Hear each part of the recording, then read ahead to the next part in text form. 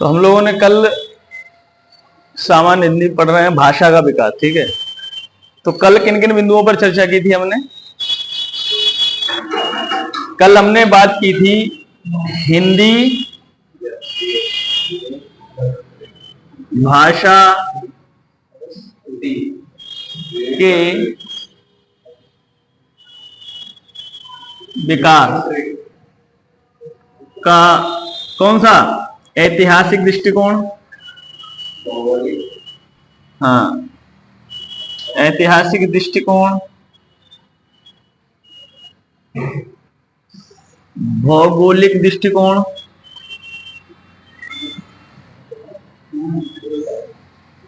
और संवैधानिक दृष्टिकोण।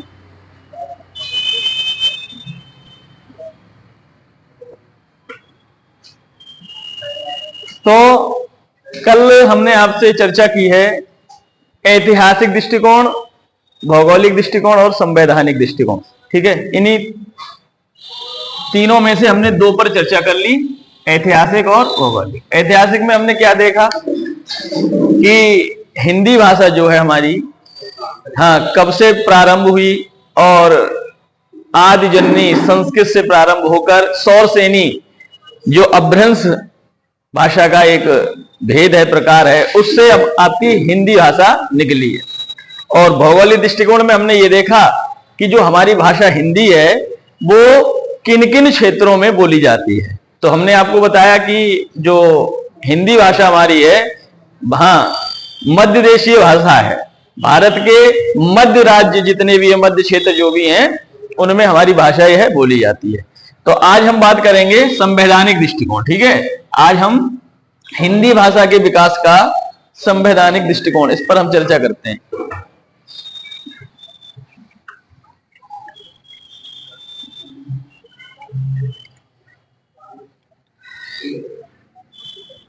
हिंदी भाषा विकास का संवैधानिक दृष्टिकोण। बात ना करें आप लोग, हिंदी भाषा विकास का संवैधानिक दृष्टिकोण। अब देखेंगे इसमें, देखिए सबसे पहले संवैधानिक दृष्टिकोण की बात आती है तो एक बात याद रखना है कि संविधान में एक भाग कहें तो एक तो 17 में, किसमें? भाग 17 में हिंदी या कहें राजभाषा, भाग 17 में राजभाषा, भाग 17 का नाम ही राजभाषा है। ठीक है, भाग 17 में राजभाषा या राजभाषा के प्रावधानों की चर्चा की गई है। ठीक है, भाग 17 में। और कभी कभी प्रश्न ऐसा भी बन जाता है कि भाग 17 के अलावा राजभाषा का कहीं पे भी नाम है कि नहीं, तो भाग 17 के अलावा भाग 5 और 7, भाग 5 और 7 में भी राजभाषा की चर्चा है। ठीक है, राजभाषा की चर्चा की गई है। किस किस में? एक तो भाग 17 में तो है ही, पूरी जो कहानी है हिंदी भाषा की वो भाग 17 में है। इसके अलावा कभी भी प्रश्न बन जाता है कि इनमें से राजभाषा किस भाग में वर्णित नहीं है, तो 5, 7, 17, तो आपको 17 पढ़ाया गया है, आप कह देंगे 17 में, इनके अलावा किसी में नहीं है, तो एक ऑप्शन होगा कि इसमें नहीं है। तो 5, 7 और 17 में राजभाषा की बात कही गई है। तो देखिए भाग 17 में क्या है, राजभाषा का मतलब आप समझ रहे हैं, राजभाषा हिंदी की बात कही गई है। ठीक है, कभी कभी एक प्रश्न पूछा जाता है कि हिंदी आपकी राजभाषा है कि राष्ट्रभाषा। ठीक है, तो हम लोग कहेंगे कि राजभाषा है। ठीक है, अब कभी कभी प्रश्न पूछा जाता है कि राष्ट्रभाषा क्यों नहीं है, कि राष्ट्रभाषा भी है, राष्ट्रभाषा भी हिंदी है, लेकिन संवैधानिक अगर हम रूप से देखें तो हिंदी को राजभाषा का दर्जा प्राप्त है। ठीक है, इसलिए हम उसको राजभाषा कह देते हैं, हिंदी को राजभाषा। राष्ट्रभाषा भी है, राष्ट्रभाषा का तात्पर्य यही केवल कि जिस राष्ट्र में जो भी बृहद क्षेत्र में भाषा बोली जाती है वो उसकी राष्ट्रभाषा बन जाती है। यही तो है, सबसे ज्यादा जो बोली जाएगी भाषा वही तो राष्ट्रभाषा होगी। तो हिंदी आपकी सबसे ज्यादा बोली जाने वाली भाषा है, इसलिए उसको राष्ट्रभाषा भी कहा जाता है। और लेकिन संवैधानिक रूप से देखा जाए तो हिंदी एक राजभाषा है। अब देखिए भाग 17 में 4 अध्याय, भाग 17 में 4 अध्याय हैं। अध्याय कितने हैं? 4। पहला अध्याय अध्याय 1, ठीक है, अध्याय 2, अध्याय 3 और अध्याय 4। भाग 17 में अध्याय कितने हैं? 4 अध्याय हैं। इन अध्यायों में अनुच्छेद है। इन अध्यायों में क्या है? अनुच्छेद।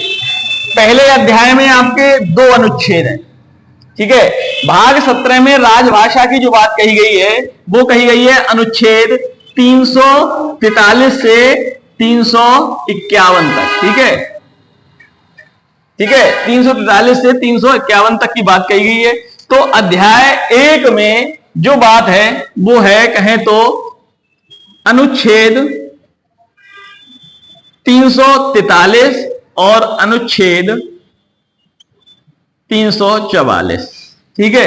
ये 2 अनुच्छेद दिए गए हैं। अध्याय 1 में 2 अनुच्छेद हैं।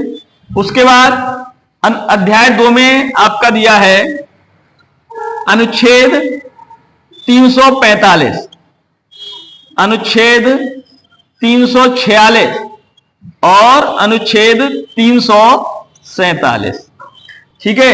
ये 3 अनुच्छेद किसमें दिए हैं? अध्याय 2 में दिए, ठीक है। अध्याय 3 में आपके 2 अनुच्छेद हैं। एक तो अनुच्छेद 348 और अनुच्छेद 349। अध्याय 4 में आपका अनुच्छेद 350 और अनुच्छेद 351। कुल मिला के आपके इतने अनुच्छेद हैं, ठीक है। और प्रत्येक अनुच्छेद में, प्रत्येक आर्टिकल में अपनी अपनी बात कही गई है भाषा के लिए, ठीक है। तो अब हम यही देखेंगे कि अध्याय 1 के इन अनुच्छेदों में क्या बात कही गई है, इसमें क्या कही गई है। तो देखिए एक बात आप यहां पर भी लिखेंगे, अध्याय 1 जो है ना, संघ की, पहले का नाम है, अध्याय 1 का नाम है संघ की राजभाषा। क्या नाम है? संघ की राजभाषा, ठीक है। दूसरे का नाम है प्रादेशिक भाषाएं, प्रादेशिक भाषाएं।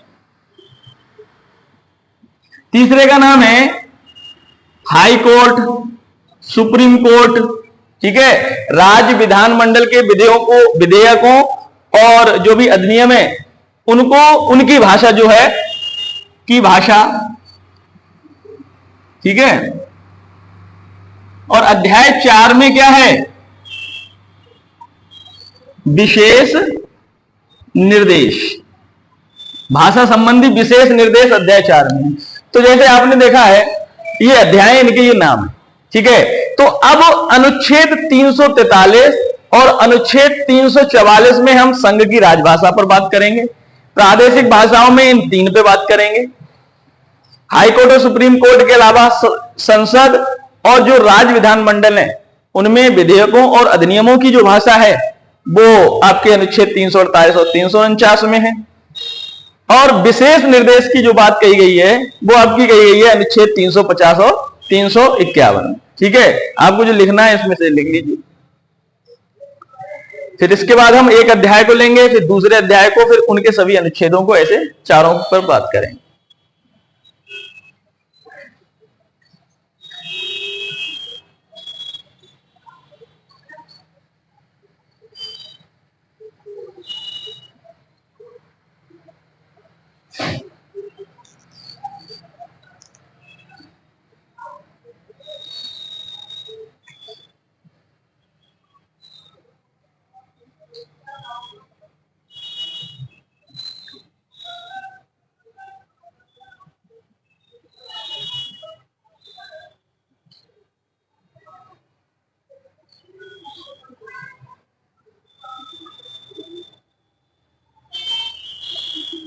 थोड़ा स्पीड से लिखना भैया ना।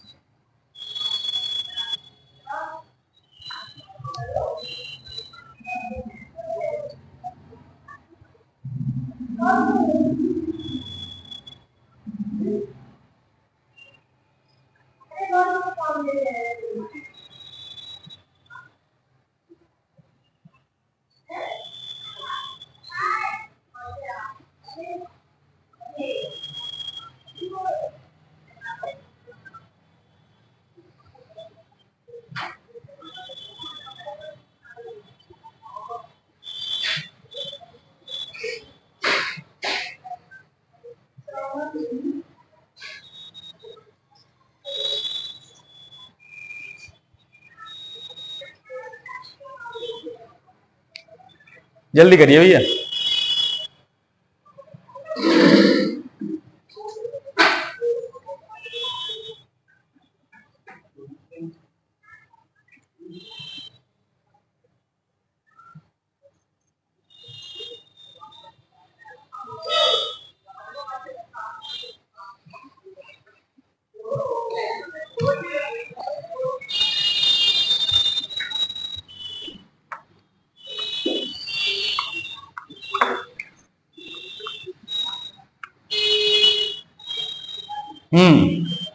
तो सबसे पहले हम बात करेंगे अध्याय 1, जिसका क्या नाम है, संघ की भाषा या राजभाषा। ठीक है,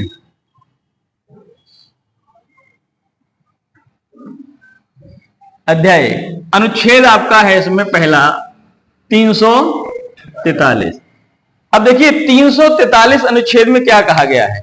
343 अनुच्छेद कहता है कि संघ की, है ना, राजभाषा क्या होगी, हिंदी होगी और लिपि देवनागरी होगी। संघ की, आपका ये कहें तो संघ की राजभाषा हिंदी होगी एवं लिपि देवनागरी।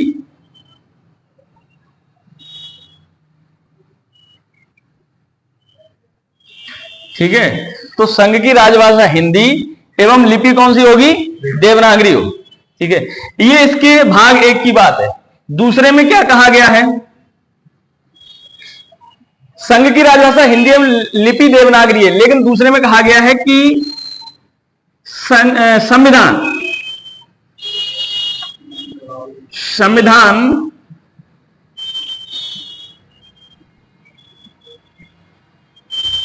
संविधान के बनने से 15 वर्ष की अवधि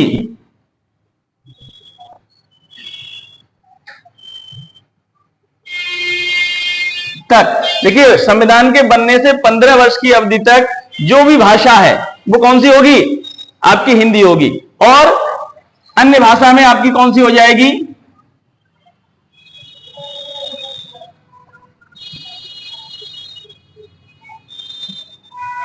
ये मिटा दें।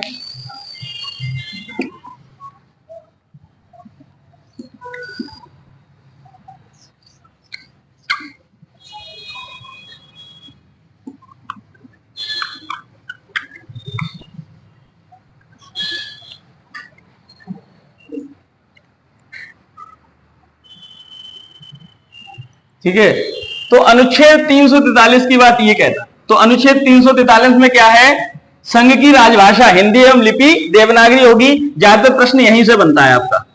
ठीक है, 343 में क्या है। अब बात आती है अनुच्छेद 344। अनुच्छेद 344 क्या कहता है?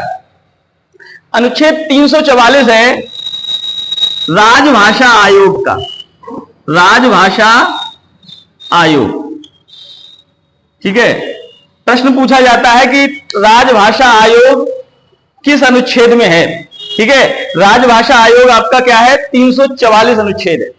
उसमें क्या है देखिए, प्रत्येक आपने देखे होंगे आयोग बनते हैं, ठीक है, तो उसमें भी एक भाषा भी एक विस्तृत रूप हो गया। भाषा में कौन कौन सी भाषाएं हमारे पूरे भारतवर्ष में बोली जाती हैं, तो इस भाषा को देखने के लिए कि किस भाषा को कब कहां पर संविधान में दर्जा दिया जाए, है ना, किस भाषा को कहां की बोली, किस बोली को कहां की भाषा का रूप दिया जाए, तो इन सबको बताने के लिए, इन सबको देखने के लिए एक आयोग का गठन किया गया। तो वो 344 अनुच्छेद में राजभाषा आयोग के नाम से उन्होंने उसको रखा। ठीक है, 344 में। अब बात आती है 343 और 344, ये अध्याय हो गया आपका एक। अध्याय 2 में क्या है? अध्याय 2, अध्याय 2 में है प्रादेशिक भाषाएं। प्रादेशिक भाषाएं, अनुच्छेद अध्याय 2 में अनुच्छेद है 345। अब 345 अनुच्छेद क्या कह रहा है? प्रादेशिक भाषाएं। तो 345 अनुच्छेद क्या कहता है? 345 अनुच्छेद कहता है कि राज्य, जो भी राज्य हैं, राज्य एवं राज्य, ऐसे लिख लीजिए, राजभाषा एवं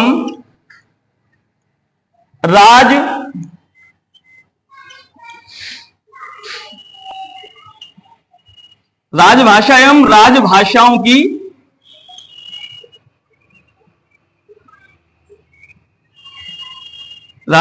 की प्रक्रिया, ठीक है, या के बारे में उपबंध,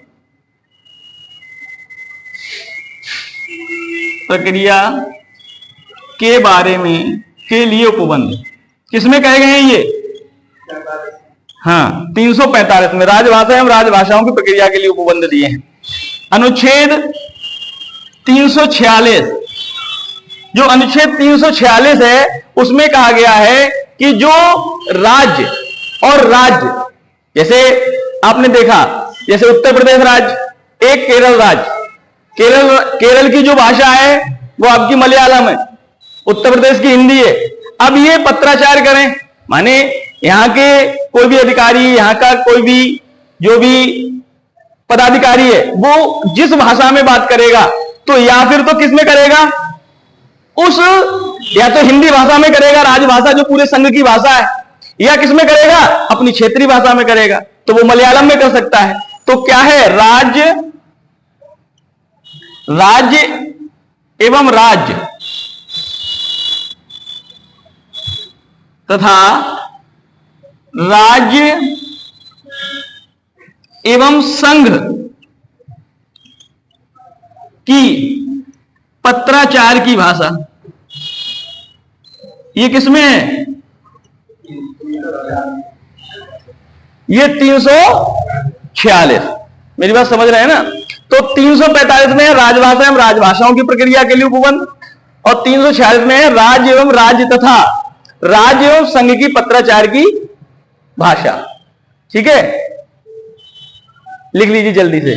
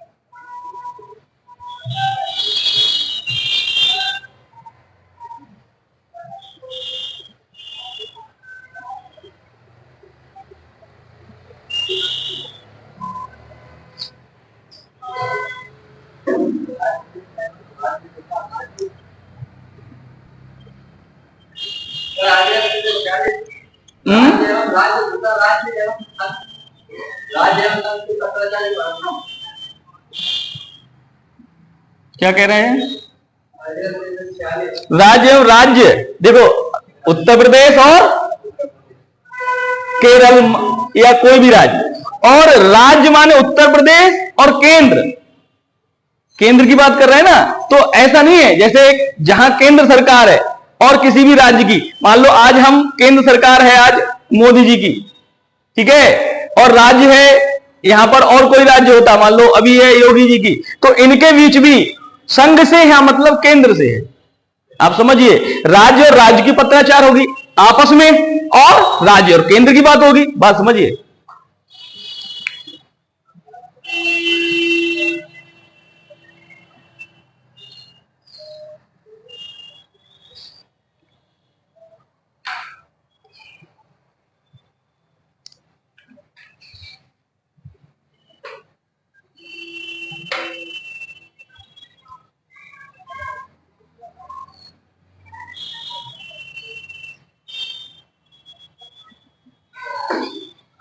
करें?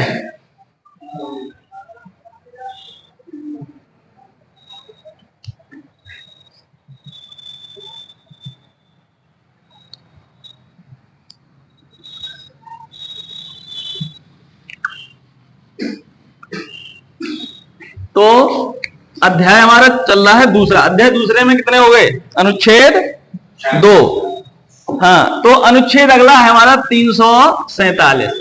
अब देखिए अनुच्छेद 347 क्या कहता है?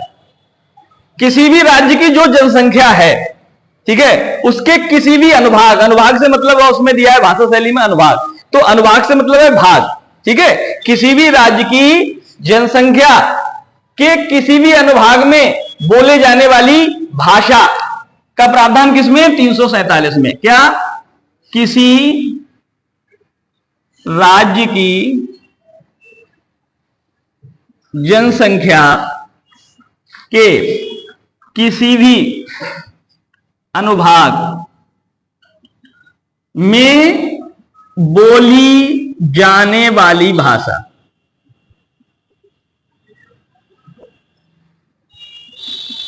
ठीक है। अब आप क्या करोगे? ये अनुच्छेद 347 में किसकी बात कही गई है?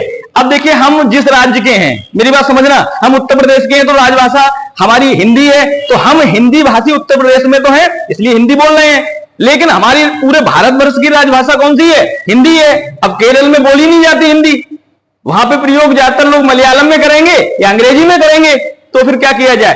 उसके लिए अनुच्छेद 347 में एक प्रावधान है कि हम किस भाषा में पत्राचार, किस भाषा में कोई भी कार्य करें, तो उसमें कोई ना कोई उपबंध, कोई ना कोई प्रक्रिया 347 के अंतर्गत निकाली जाएगी। मेरी बात समझ पा रहे हैं ना आप? तो ये हो गया आपका अध्याय 2। अब आता है अध्याय 3। अध्याय 3 में क्या है बताओ भैया? अध्याय 3 में क्या है?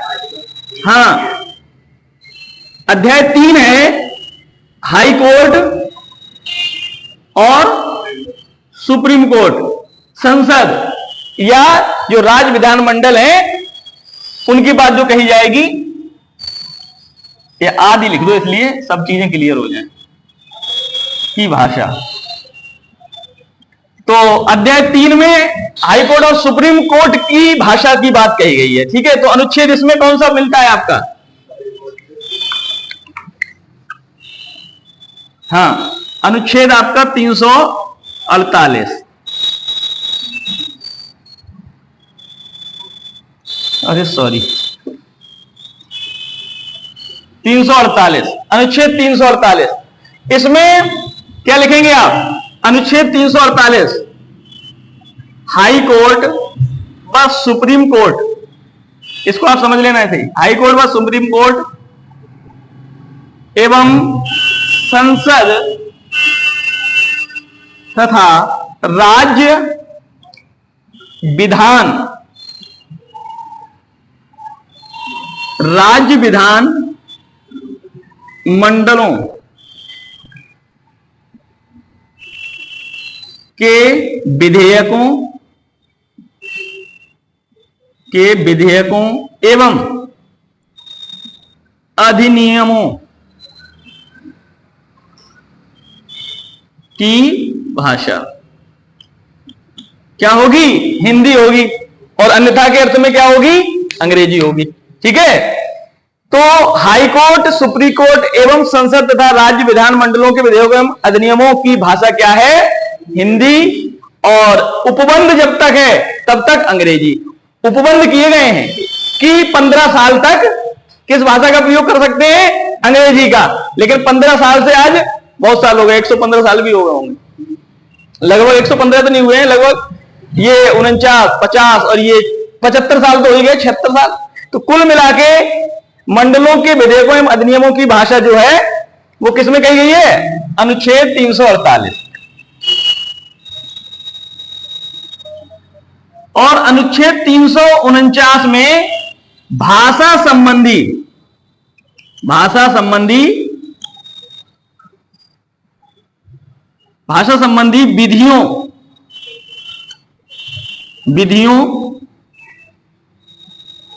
संबंधी विधियों के अधिनियमों की प्रक्रिया। इसमें क्या है भैया? अनुच्छेद 349 में क्या है? जो भाषा संबंधी विधियां भी बनाई जाती हैं। ठीक है।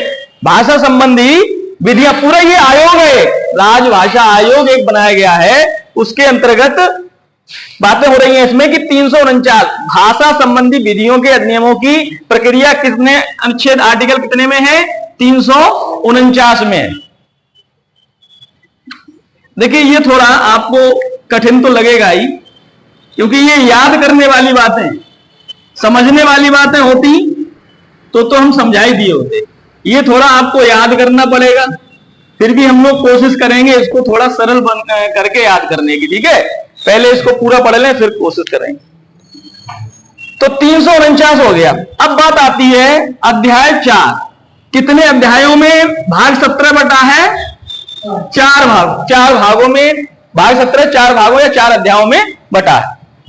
अध्याय 4 क्या है? विशेष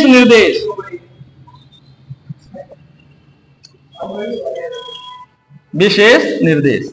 ठीक है। हिंदी भाषा संबंधी जो विशेष निर्देश दिए गए हैं वो किसमें दिए गए हैं? अध्याय 4 में दिए गए। ठीक है। अब देखिए अध्याय 4 में क्या है? अध्याय 4 के अनुच्छेद 350। देखिए अनुच्छेद 350 में क्या है? अनुच्छेद 350 में बताया गया है कि भाषाई अल्पसंख्यक, इस शब्द को समझो, भाषाई अल्पसंख्यक क्या है? भाषाई अल्पसंख्यक, अल्पसंख्यक तो आप समझते ही होंगे, फिर भाषाई अल्पसंख्यक, भाषा में जो अल्पसंख्यक है। ठीक है। भाषाई अल्पसंख्यकों की जो भाषा है, ठीक है, भाषाई अल्पसंख्यकों की जो भाषा है उसके लिए जो विशेष निर्देश हैं वो किसमें है? अध्याय 4 में। तो अनुच्छेद 350 में कहा गया है कि भाषाई अल्पसंख्यकों की प्राथमिक शिक्षा मातृभाषा में दी जाएगी। ठीक है। 350 में ऐसा कहा गया है कि भाषाई अल्पसंख्यकों की प्राथमिक शिक्षा किसमें दी जाएगी? हाँ, मातृभाषा में होगी। ठीक है भैया, कि भाषाई अल्पसंख्यकों की प्राथमिक शिक्षा मातृभाषा में होगी। यह आपका अनुच्छेद कहता है 350। ठीक है।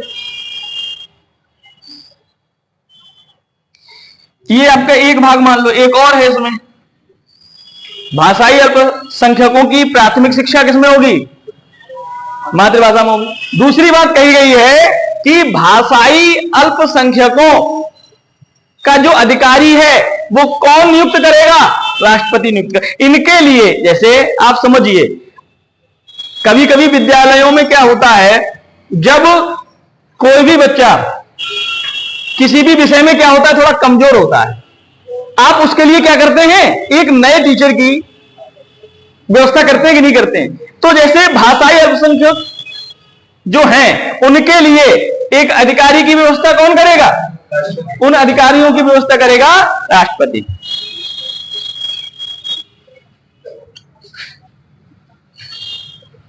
सॉरी,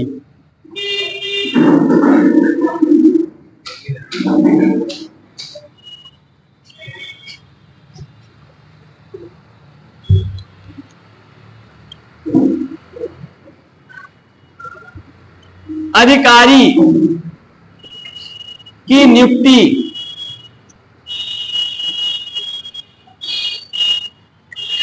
राष्ट्रपति करेगा।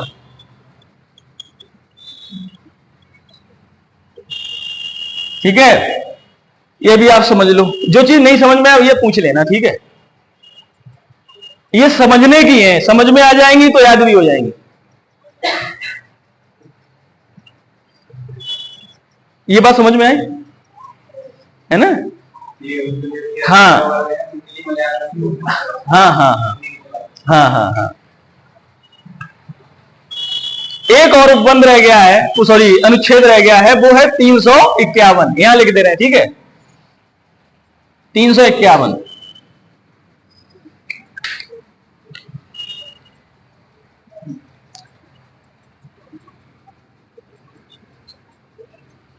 देखिए अनुच्छेद 351 क्या कहता है। देखिए अनुच्छेद 350 का पहला भाग यक्का कह दीजिए, इसको खा कह दीजिए, पहला दूसरा कह दीजिए, हमको समझना है, ठीक है? 351 क्या कहता है? अनुच्छेद 351 भाग 17 का अध्याय 4 क्या कहता है कि हिंदी भाषा के लिए विशेष उपबंध किसमें है? हिंदी भाषा संबंधी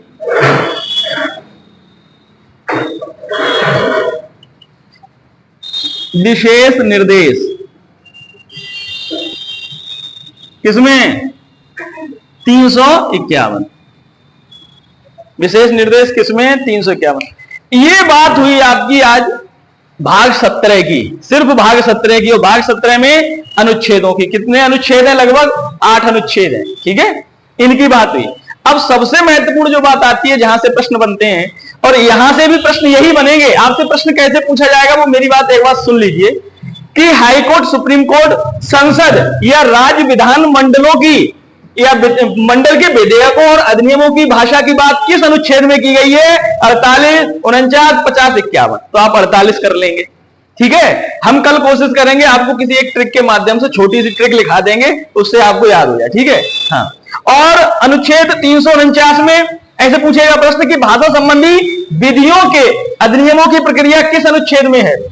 हिंदी भाषा संबंधी विशेष निर्देश। ये प्रश्न कई बार, कम से कम 50 बार पूछा गया ये प्रश्न, क्योंकि ये सीधी सी एक लाइन है, ज्यादातर इसी से पूछ लेते हैं, या 343 से पूछ लेते हैं, 351 से पूछ लेते हैं। ये भी प्रश्न बन जाता है कि भाषाई अल्पसंख्यकों की प्राथमिक शिक्षा मातृभाषा में होगी, यह बात किस अनुच्छेद में कही गई है ना? मेरी बात समझ में आ रही है? तो प्रश्न ऐसे बनेंगे, तो आपको एक एक बिंदु पर थोड़ा ध्यान तो देना ही होगा। और जो ये चीजें आप ये कहें, ये चीजें क्या हमको मुंह जुबानी याद है? ये देखिए कोशिश हमको भी करनी पड़ती है। हर अध्यापक को भी पहले विद्यार्थी होना पड़ता है, तब जाके वो अध्यापक हो पाता है। मेरी बात समझ रहे हैं ना? तो इन पे आपको भी थोड़ा ध्यान लगाना पड़ेगा। अब बात करते हैं अनुसूची 8 पर, ये मिटा देते हैं।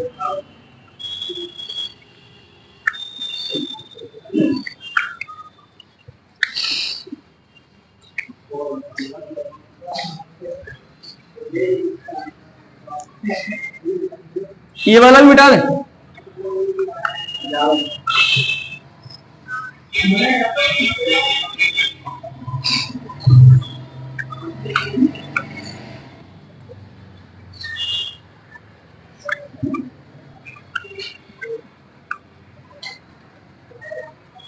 चलिए,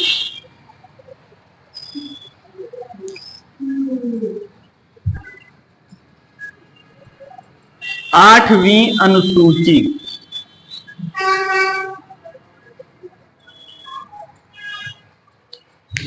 देखिए 8वीं अनुसूची क्या है? 8वीं अनुसूची में 22 भाषाएं हैं। उन 22 भाषाओं में हिंदी को दर्जा प्राप्त हुआ है राजभाषा का। 8वीं अनुसूची में क्या है? 22 राजभाषाओं का उल्लेख है, राजभाषाओं का उल्लेख। अब आप कहेंगे कि 8वीं अनुसूची किसके लिए? कि राजभाषाओं का उल्लेख दिया गया है 8वीं अनुसूची में। अब आपको समझना है एक बात, तो सबसे पहले एक बिंदु मैं आपको बता दूं, हिंदी को भी राजभाषा का दर्जा कब प्राप्त हुआ है? हिंदी को राजभाषा कब हुआ है का दर्जा मिला? कब मिला? हाँ, 14 सितंबर 1949 को। यह तिथि आप लोग याद रख लीजिए। अब बात आती है इधर, 8वीं अनुसूची राजभाषाओं का उल्लेख है, तो सबसे पहले जब हमारा संविधान बना, ठीक है, उस समय इस 8वीं अनुसूची में 14 भाषाएं थी। कितनी भाषाएं थी? संविधान बनने के समय 8वीं अनुसूची में, हाँ, में 14 राजभाषाएं थी।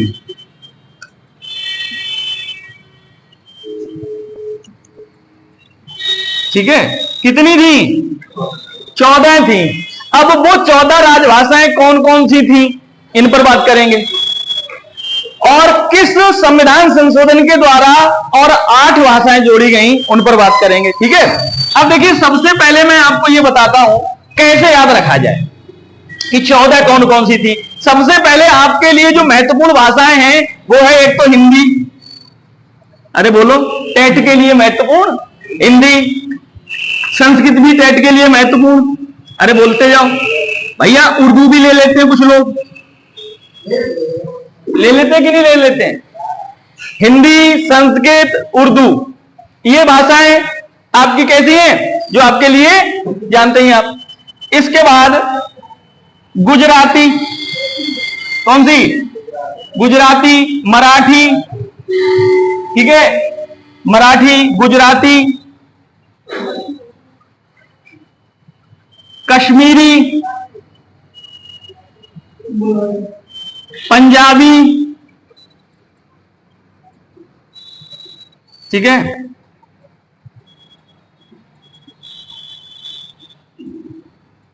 तमिल, तेलुगु,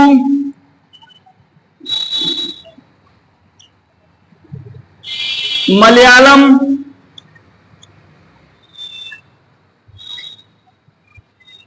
असमिया, उड़िया, बांग्ला, कन्नड़। गिन के बताना भैया कितनी हुई। देखिए कैसे याद करेंगे इनको, याद करेंगे। ठीक है, इधर आ जाओ योगी, 14 उम्मीद गिन लेना एक बार। हाँ, हिंदी, संस्कृत, उर्दू, ये आपके ऑप्शनल रहता है, टेट में रहता है कि नहीं रहता है? हिंदी, संस्कृत, उर्दू। अंग्रेजी भी रहता है, अंग्रेजी है नहीं राजभाषा में। ठीक है, इसके बाद देखिए इधर आ जाओ, पूर्व साइड में, ठीक है।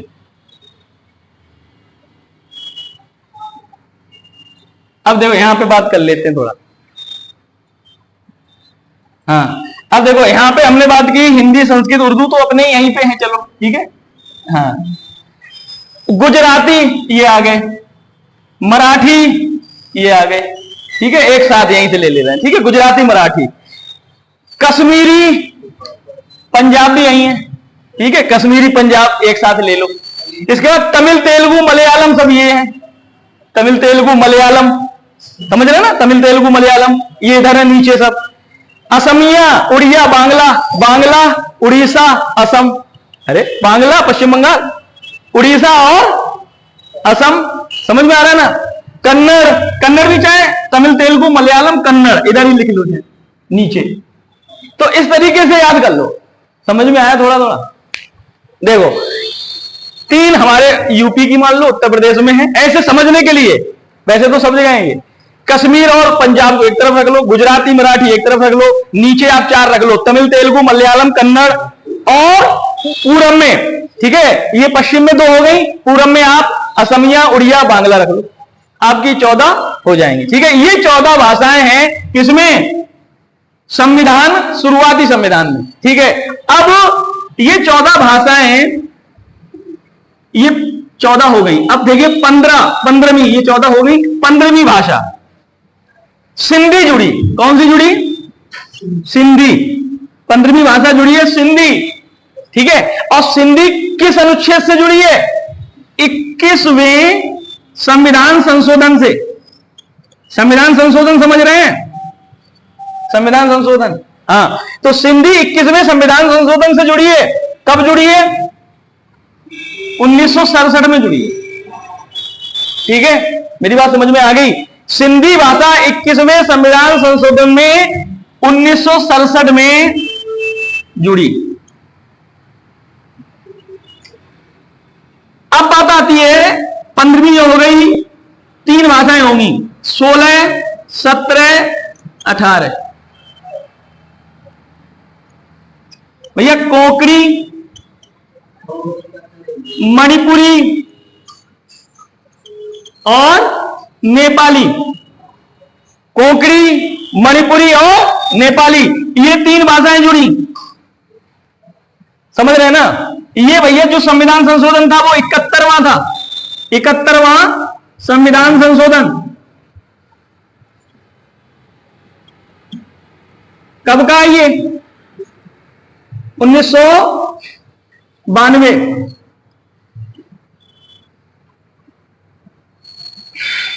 ठीक है। सिंधी 21वें संविधान संशोधन में 1967 में जुड़ी। कोंकणी, मणिपुरी, नेपाली 18 हो गई है। ये आपके 71वें संविधान संशोधन में 1992 में जुड़ी। अब 92 याद रखिएगा, 92वां संविधान संशोधन से जुड़ी। कौन कौन सी? 20, इधर आ जाऊं भाई साहब, है ना, 20, 21, सॉरी 19, 20, 21, 22, ठीक है। ये सब जुड़ी है 92वां संविधान संशोधन। 92 में 3 जुड़ी, फिर 92 से ही आई है 92वां संविधान संशोधन 2003। शाबाश, 2003। तो ये कौन कौन सी जुड़ी वो तो लिख लो भाई।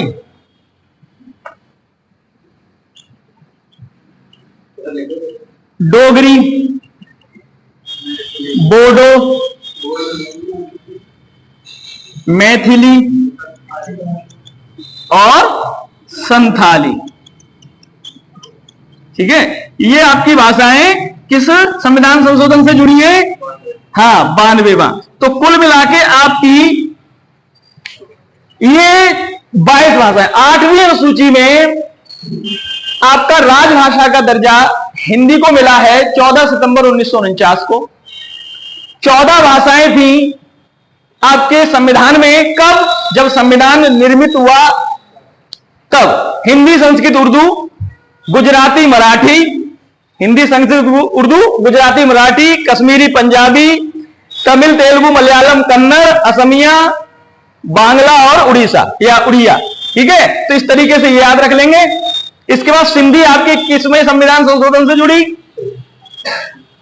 कोंकणी, मणिपुरी, नेपाली, हाँ, 71वें संविधान संशोधन से जुड़ी 92 में। और डोगरी, बोडो, मैथिली, संथाली आपकी जुड़ी है 92वां संविधान संशोधन 2003 में। याद रख लेना, इतनी सी बातें हैं, ठीक है।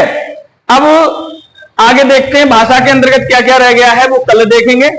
और देवनागरी लिपि या लिपि की बात हम कल करेंगे, ठीक है। आज इतना ही रखते हैं। कहाँ बेटा?